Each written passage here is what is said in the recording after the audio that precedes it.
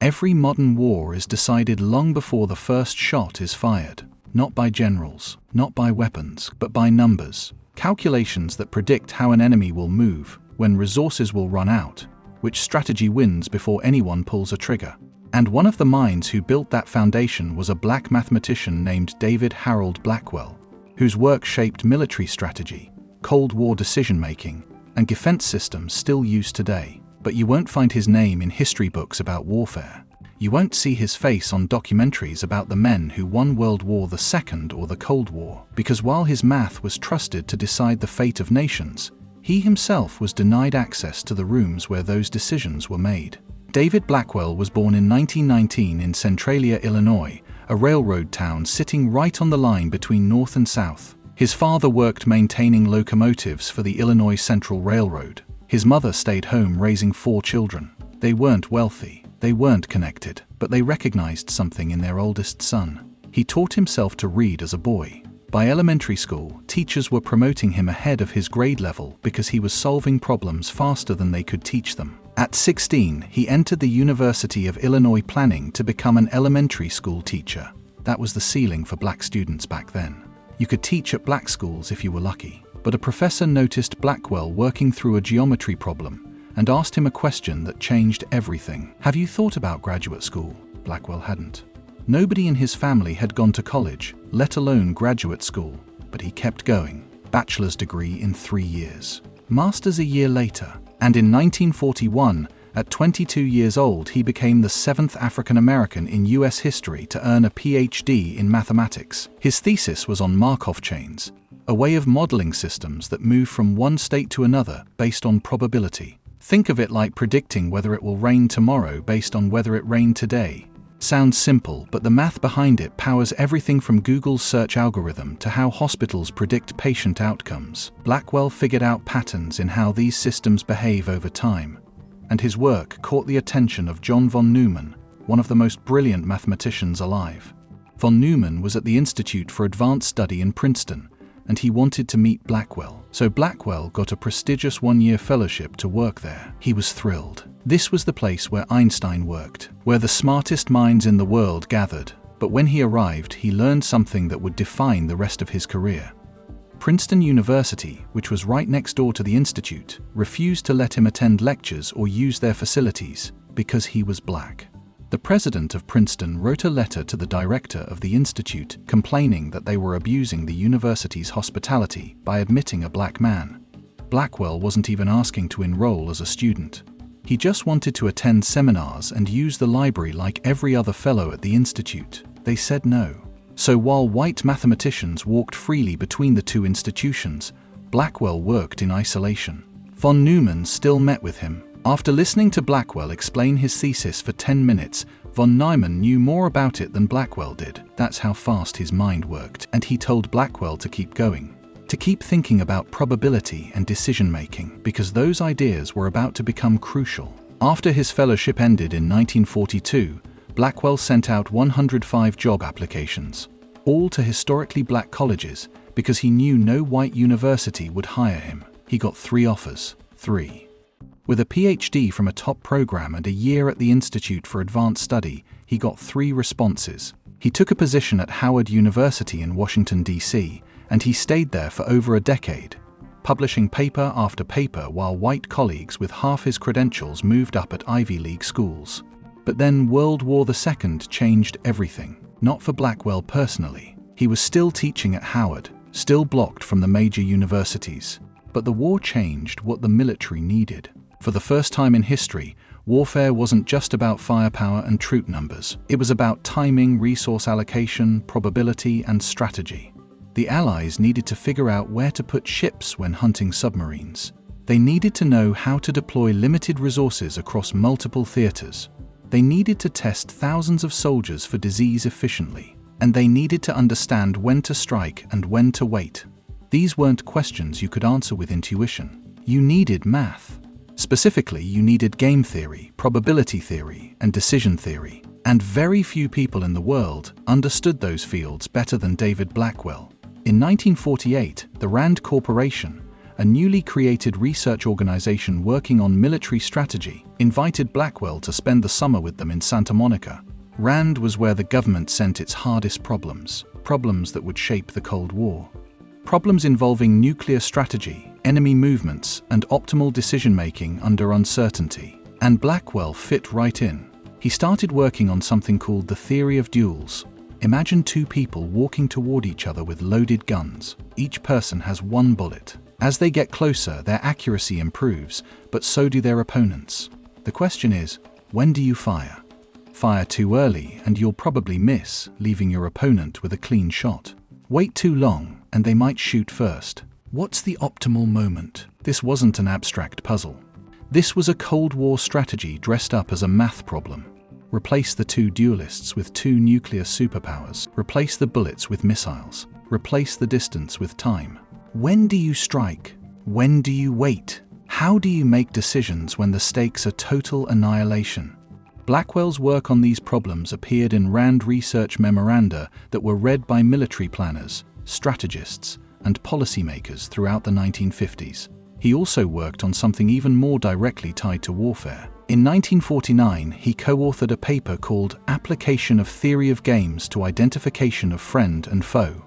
During the war, pilots needed to know instantly whether an approaching aircraft was friendly or enemy. The wrong decision could mean shooting down your own side or getting shot down by the enemy. Blackwell's math helped create systems to optimize those decisions under uncertainty. But his biggest contribution came through his work on something called sequential analysis and dynamic programming.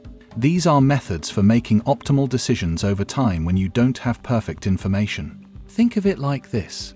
You're a general deciding whether to attack now or wait for reinforcements. If you attack now, you might catch the enemy off guard, but you're weaker. If you wait, you're stronger, but the enemy might escape or reinforce their position. How do you decide? Blackwell developed mathematical frameworks that allowed decision-makers to calculate the expected value of different strategies and choose the one with the best outcome. His work became fundamental to how the military planned operations, allocated resources, and responded to enemy movements. It's used today in everything from missile defense systems to drone strike calculations to logistics planning. In 1954, Blackwell and his colleague Meyer Gershik published a book called Theory of Games and Statistical Decisions. This book became the Bible for anyone working in decision theory. It laid out how to mathematically model situations where two parties are trying to outthink each other, how to make optimal choices when you don't know what the other side will do, and how to use probability to guide strategy. Military academies taught from this book. Defense contractors used it. Intelligence agencies built systems based on it. And that same year, Blackwell finally got the call he'd been waiting for his entire career.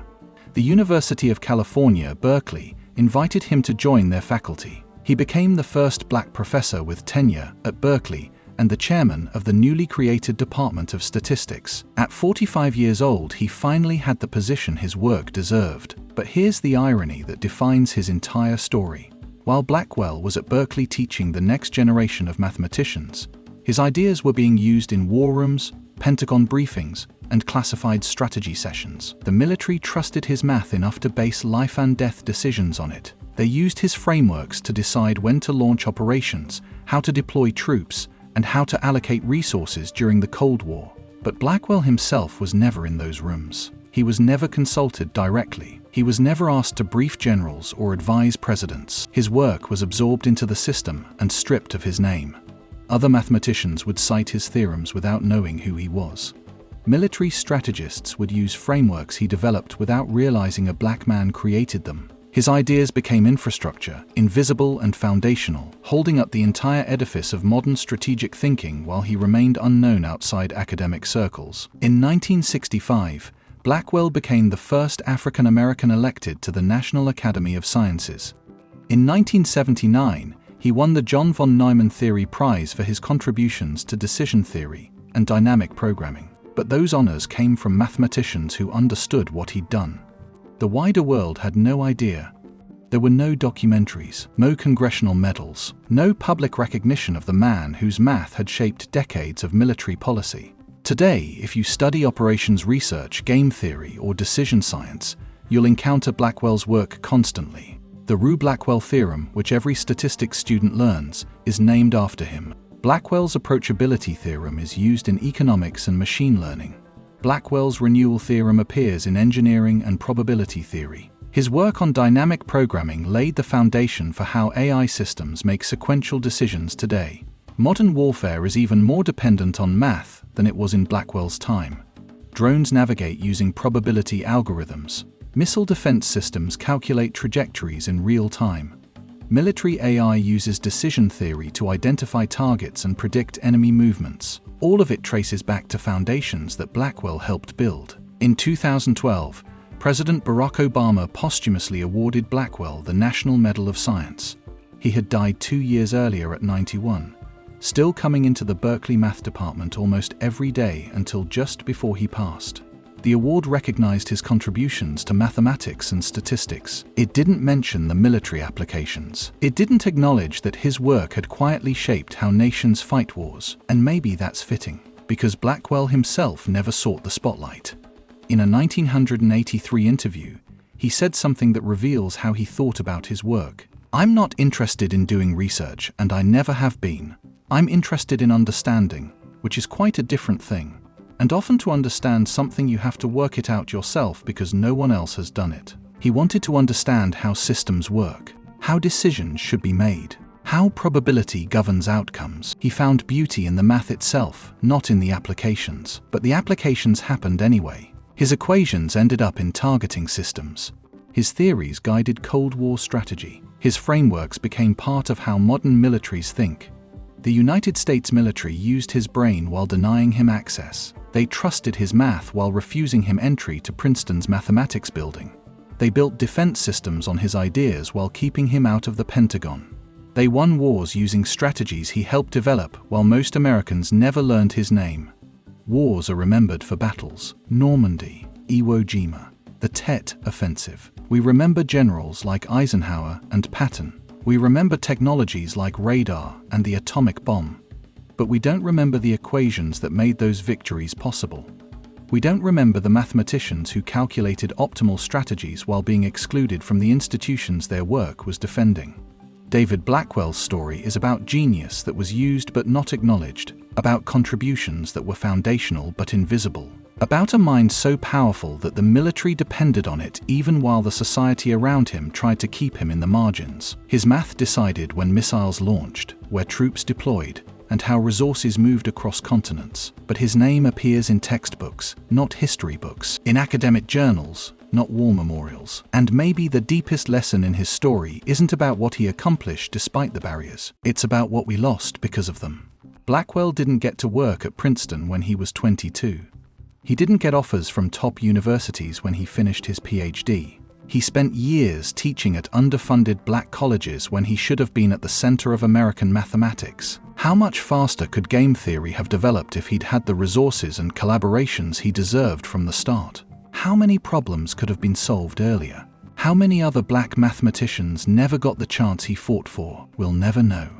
What we do know is that modern warfare runs on invisible infrastructure, probability calculations, decision algorithms, strategic frameworks, and one of the men who built that infrastructure was systematically kept in the shadows while his work lit the way forward.